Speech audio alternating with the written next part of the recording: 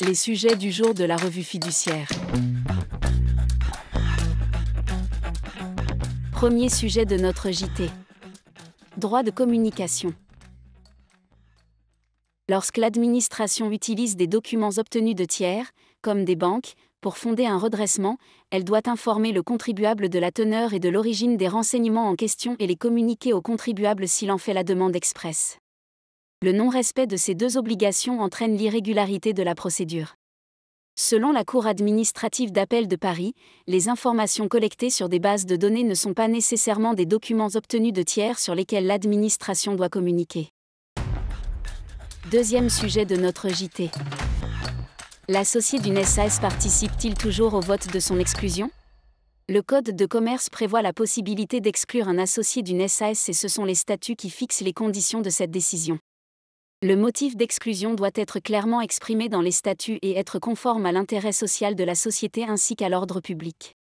Une limite impérative est que l'associé ne peut pas être privé de son droit de participer aux décisions collectives. Par conséquent, lorsque les statuts confient la décision d'exclusion à la collectivité des associés, l'associé dont l'exclusion est envisagée doit pouvoir participer au vote sur cette décision. Mais l'interdiction de priver l'associé de son droit de participer aux décisions collectives vise-t-elle uniquement celle de la collectivité des associés ou englobe-t-elle également celle émanant d'une partie d'entre eux, réunis en comité ?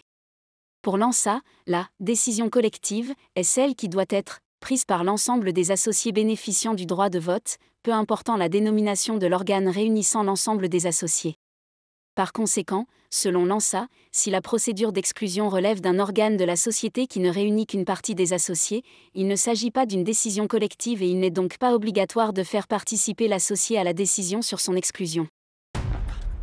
Troisième sujet de notre JT.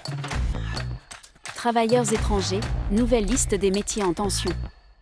En principe, les ressortissants étrangers, hors Union européenne, Suisse et pays de l'espace économique européen, doivent disposer d'une autorisation de travail pour pouvoir exercer une activité salariée en France. Le fait pour un salarié étranger de postuler à un métier en tension facilite l'obtention d'une autorisation de travail, la situation de l'emploi ne lui étant pas opposable. On parle de métier en tension quand ce métier est caractérisé par des difficultés de recrutement. Un arrêté du 21 mai 2025 a remis à plat la liste de ces métiers, établie par région, initialement fixée en avril 2021. Selon le ministère du Travail, pour élaborer cette nouvelle liste, l'administration a pris en compte les tensions de recrutement mais également un critère de présence significative des travailleurs étrangers non communautaires par rapport à la moyenne nationale. En pratique, la liste des métiers en tension concerne les secteurs qui dépendent des travailleurs étrangers. Elle varie fortement selon les régions entre des métiers à moindre qualification, comme agent d'entretien ou aide de cuisine, et des métiers très qualifiés, comme ingénieur.